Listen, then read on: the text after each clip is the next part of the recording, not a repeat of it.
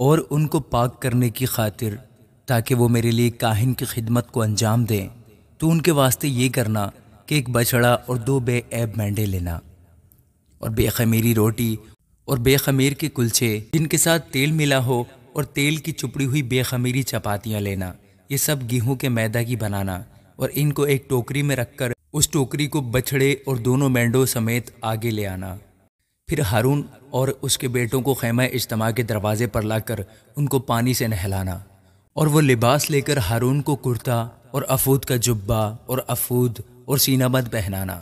اور افود کا کاریگری سے بنا ہوا کمر بند اس کے باندھ دینا، اور امامہ کو اس کے سر پر رکھ کر اس امامہ کے اوپر مقدس تاج لگا دینا، اور مسح کرنے کا تیل لے کر اس کے سر پر ڈالنا اور اس کو مسح کرنا۔ پھر اس کے بیٹوں کو آگے لا کر ان کو کرتے پہنانا، اور ہارون اور اس کے بیٹوں کی کمر بند لپیٹ کر ان کے پگڑیاں باندھنا، تاکہ کہانت کے منصب پر ہمیشہ کے لیے ان کا حق رہے، اور ہارون اور اس کے بیٹوں کو مخصوص کرنا۔ پھر تو اس بچڑے کو خیمہ اجتماع کے سامنے لانا، اور ہارون اور اس کے بیٹے اپنے ہاتھ اس بچڑے کے سر پر رکھیں۔ پھر اس بچڑے کو خداوند کے آگے خیمہ اجتماع کے دروازے پر ذبح کرنا، اور اس بچڑے کے خون میں سے کچھ لے کر اسے اپنی انگلی سے قربان گاہ کے سینگوں پر لگانا، اور باقی سارا خون قربان گاہ کے پایا پر انڈیل دینا۔ پھر اس چربی کو جس سے انتڑیاں ڈھکی رہتی ہیں، اور جگر پر کی جھلی کو، اور دونوں گردوں کو، اور ان کے اوپر کی چربی کو لے کر سب قربان گاہ پر جلانا، لیکن اس بچڑے کے گوشت اور کھال اور گوبر کو خیمہ گاہ کے باہر آگ سے جلا دینا، اس لیے کہ یہ خطا کی قربانی ہے۔ پھر تو ایک مینڈے کو لینا، اور ہارون اور اس کے بیٹے اپنے ہاتھ اس مینڈے کے سر پر رکھیں، اور تو اس مینڈے کو ذبح کرنا، اور اس کا خون لے کر قربان گاہ پر چاروں طرف چھڑکنا، اور تو مینڈے کو ٹکڑے ٹکڑے کاٹنا، اور اس کی انتڑیوں اور پایوں کو دھو کر اس کے ٹکڑوں اور اس کے سر کے ساتھ ملا دینا۔ پھر اس پورے مینڈے کو قربان گاہ پر جلانا، یہ خداوند کے لیے سوختنی قربانی ہے، یہ راحت انگیز خوشبو یعنی خداوند کے لیے آتشین قربانی ہے۔ پھر دوسرے مینڈے کو لینا، اور ہارون اور اس کے بیٹے اپنے ہاتھ اس مینڈے کے سر پر رکھیں، اور تو اس مینڈے کو ذبح کرنا، اور اس کے خون میں سے کچھ لے کر ہارون اور اس کے بیٹوں کے دہنے کان کی لو پر، اور دہنے ہاتھ اور دہنے پاؤں کے انگوٹھوں پر لگانا، اور خون کو قربان گاہ پر چاروں طرف چھڑک دینا، اور قربان گاہ پر کے خون اور مسح کرنے کے تیل میں سے کچھ کچھ لے کر ہارون اور اس کے لباس پر، اور اس کے ساتھ اس کے بیٹوں اور ان کے لباس پر چھڑکنا۔ تب وہ اپنے لباس سمیت اور اس کے ساتھ ہی اس کے بیٹے اپنے لباس سمیت مقدس ہوں گے۔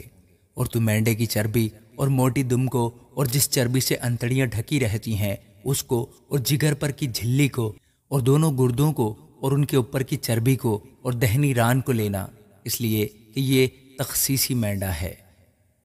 اور بے خمیری روٹی میں سے جو خداوند کے آگے دھری ہوگی، روٹی کا ایک گردا اور ایک کلچا جس میں تیل ملا ہوا ہو، اور ایک چپاتی لینا، اور ان سبوں کو ہارون اور اس کے بیٹوں کے ہاتھوں پر رکھ کر ان کو خداوند کے روبرو ہلانا، تاکہ یہ ہلانے کا ہدیہ ہو۔ پھر ان کو ان کے ہاتھوں سے لے کر قربان گاہ پر سوختنی قربانی کے اوپر جلا دینا، تاکہ وہ خداوند کے آگے راحت انگیز خوشبو ہو، یہ خداوند کے لیے آتشین قربانی ہے۔ اور تو ہارون کے تخصیصی مینڈے کا سینہ لے کر اس کو خداوند کے روبرو ہلانا، تاکہ وہ ہلانے کا ہدیہ ہو، یہ تیرا حصہ ٹھہرے گا۔ اور تو ہارون اور اس کے بیٹوں کے تخصیصی مینڈے کے ہلانے کے ہدیہ کے سینے کو جو ہلایا جا چکا ہے، اور اٹھائے جانے کے ہدیہ کی ران کو جو اٹھائی جا چکی ہے، لے کر ان دونوں کو پاک ٹھہرانا، تاکہ یہ سب بنی اسرائیل کی طرف سے ہمیشہ کے لیے ہارون اور اس کے بیٹوں کا حق ہو، کیونکہ یہ اٹھائے جانے کا ہدیہ ہے، سو یہ بنی اسرائیل کی طرف سے ان کی سلامتی کے ذبیحوں میں سے اٹھائے جانے کا ہدیہ ہوگا، جو ان کی طرف سے خداوند کے لیے اٹھایا گیا ہے۔ اور ہارون کے بعد اس کے پاک لباس اس کی اولاد کے ہوں گے، تاکہ انہی میں وہ مسح و مخصوص کیے جائیں۔ اس کا بیٹا جو اس کی جگہ کاہن ہو، وہ جب پاک مقام میں خدمت کرنے کو خیمہ اجتماع میں داخل ہو تو ان کو 7 دن تک پہنے رہے۔ اور تو تخصیصی مینڈے کو لے کر اس کے گوشت کو کسی پاک جگہ میں ابالنا، اور ہارون اور اس کے بیٹے مینڈے کا گوشت اور ٹوکری کی روٹیاں خیمہ اجتماع کے دروازے پر کھائیں،